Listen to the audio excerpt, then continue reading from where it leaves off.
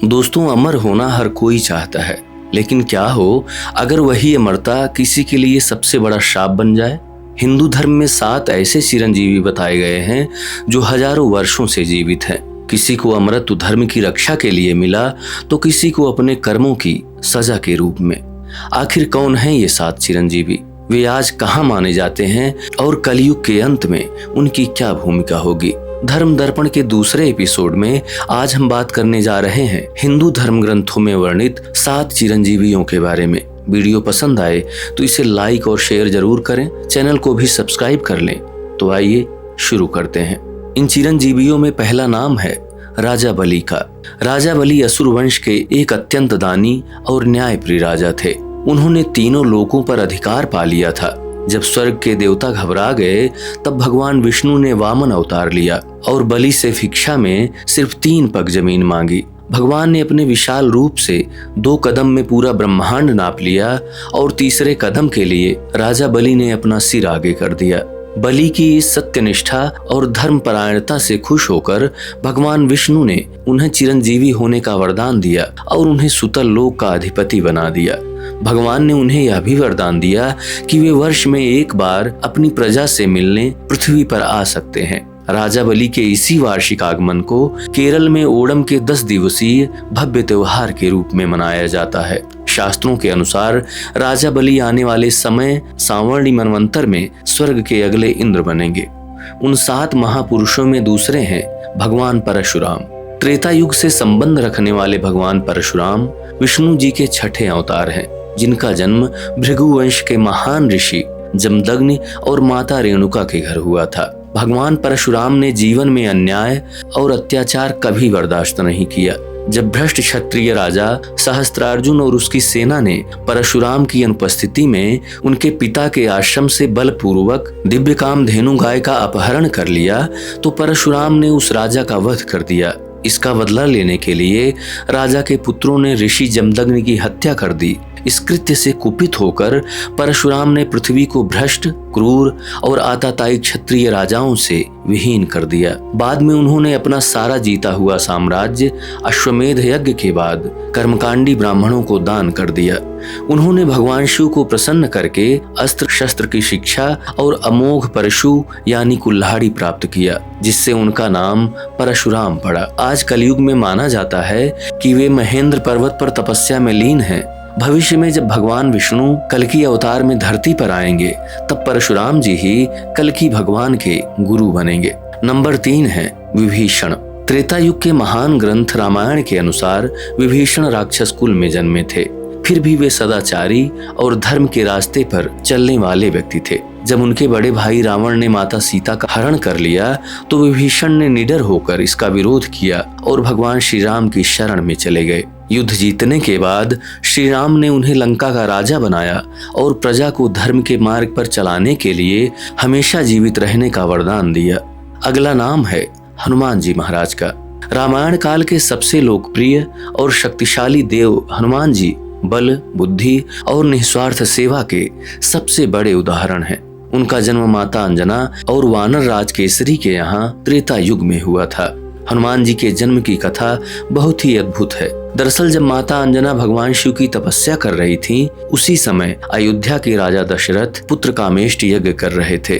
अग्निदेव द्वारा दी गई खीर का एक अंश एक चील लेकर उड़ गई, जिसे वायुदेव ने माता अंजना तक पहुंचाया, जिसके फलस्वरूप हनुमान जी का जन्म हुआ। त्रेता युग के अंत में भगवान राम धरती छोड़कर अपने लोक बैकुंठ जा रहे थे। तब हनुमान जी ने उनके साथ जाने से मना कर दिया, क्योंकि उनका कहना था कि बैकुंठ में भगवान राम का भजन और उनकी कथा नहीं मिलती। उनकी इस अनन्य भक्ति को देखकर श्री राम और माता जानकी ने उन्हें कलयुग के अंत तक धरती पर रहकर भक्तों की रक्षा करने का वरदान दिया। इन महापुरुषों में 5वां नाम है महर्षि वेदव्यास। महर्षि व्यास को भगवान विष्णु का ही अंशावतार माना जाता है, जिन्होंने द्वापर युग में ज्ञान का प्रसार करने के लिए धरती पर जन्म लिया था। उनके अस्तित्व से पूर्व वैदिक ज्ञान केवल मौखिक परंपरा के रूप में ही था। उन्होंने विशाल और जटिल वेदों को व्यवस्थित कर उन्हें 4 भागों ऋग्वेद, सामवेद, यजुर्वेद और अथर्ववेद में विभाजित किया। इसी कारण उनका नाम वेदव्यास पड़ा। इसके अतिरिक्त उन्होंने 18 पुराणों, उपनिषदों, ब्रह्म सूत्रों और महान महाकाव्य महाभारत की रचना की। उनके इस अभूतपूर्व योगदान के लिए उन्हें चिरंजीवी का दर्जा दिया गया ताकि वे युगों युगों तक दिव्य ज्ञान के शाश्वत प्रतीक बने रहें। वर्तमान कलयुग में माना जाता है कि महर्षि वेदव्यास काशी, हरिद्वार और चित्रकूट जैसे अत्यंत पवित्र स्थानों पर निवास करते हैं। छठे हैं कृपाचार्य। कृपाचार्य महाभारत काल के एक महान शूरवीर, प्रकांड विद्वान और कुरुवंश के कुलगुरु थे। उनका जन्म अत्यंत रहस्यमयी ढंग से हुआ था। उनके पिता महर्षि शरद्वान एक तपस्वी थे जिन्होंने घोर तपस्या कर अस्त्र शस्त्र की अद्वितीय विद्या प्राप्त की थी। उनके तप से भयभीत होकर इंद्र ने उनके ध्यान को भंग करने के लिए जनपदी नाम की एक सुंदर अप्सरा को भेजा। अप्सरा को देखकर महर्षि शरद्वान का वीर्यपात हो गया जो सरकंडों पर गिरा। इससे वह सरकंडा 2 भागों में बट गया और इससे 2 संतानों का जन्म हुआ, एक पुत्र और एक पुत्री। उसी दौरान जब राजा शांतनु शिकार पर थे, उन्होंने इन बच्चों को देखा और दयावश उन्हें गोद ले लिया। इसीलिए इनका नाम कृपाचार्य पड़ा। उनका अमर होना किसी खास चमत्कार का नतीजा नहीं है, बल्कि यह उनके द्वारा निभाए गए निष्पक्ष धर्म का फल है। महाभारत युद्ध में वे केवल कौरवों की ओर से लड़े, लेकिन उन्होंने कभी अधर्म या धोखे का साथ नहीं दिया। युद्ध के बाद उन्होंने अपने गुरु होने का फर्ज निभाया और अर्जुन के पोते परीक्षित को भी शिक्षा दी। भगवान कृष्ण ने उनकी इस कर्तव्य निष्ठा और सच्चाई से खुश होकर उन्हें चिरंजीवी बना दिया।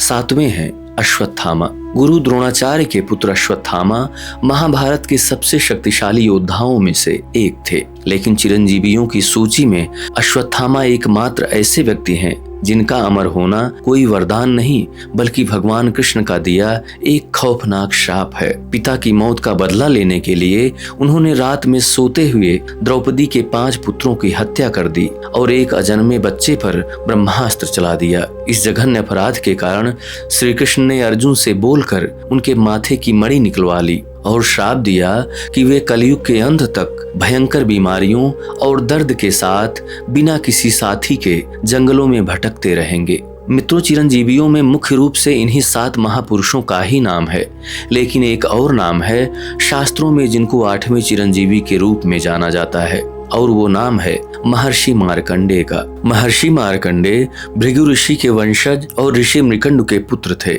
उनके माता पिता ने पुत्र प्राप्ति के लिए भगवान शिव की घोर तपस्या की थी। शिव ने प्रकट होकर उन्हें 2 विकल्प दिए कि या तो वे एक मूर्ख, मंदबुद्धि और दीर्घायु पुत्र मांग ले, या फिर एक बुद्धिमान, मेधावी और गुणवान पुत्र मांगे, लेकिन उसकी आयु केवल 16 वर्ष होगी। ऋषि मृकंडु ने दूसरा विकल्प चुना, जिसके फलस्वरूप मार्कंडेय जी का जन्म हुआ। जैसे जैसे मार्कंडेय बड़े हुए, वे भगवान शिव के अनन्य भक्त बन गए। जब उनके जीवन का अंतिम दिन आया तो वे एक शिवलिंग से लिपटकर घोर आराधना कर रहे थे। उसी समय मृत्यु के देवता यमराज स्वयं उनके प्राण हरने आए और उन्होंने अपना मृत्यु पाश फेंका। वह पाश मार्कंडेय के गले के साथ साथ शिवलिंग पर भी गिर गया। इस कृत्य से भगवान शिव अत्यंत क्रोधित होकर शिवलिंग से प्रकट हुए और उन्होंने यमराज पर भयंकर प्रहार किया, जिससे यमराज मृत्यु के कगार पर पहुंच गए। भगवान शिव ने अपने भक्त की रक्षा की और यमराज को इस शर्त पर पुनर्जीवित किया कि इस बालक को कभी मृत्यु स्पर्श नहीं करेगी। तो दोस्तों, ये थे वो चिरंजीवी जो युगों से आज भी जीवित हैं। शास्त्र कहते हैं जो भी व्यक्ति हर दिन सुबह उठकर इन 8 चिरंजीवियों का नाम लेता है, उनका स्मरण करता है, उसके शरीर की सारी बीमारियां दूर हो जाती हैं और वह 100 वर्षों तक निरोगी जीवन जीता है।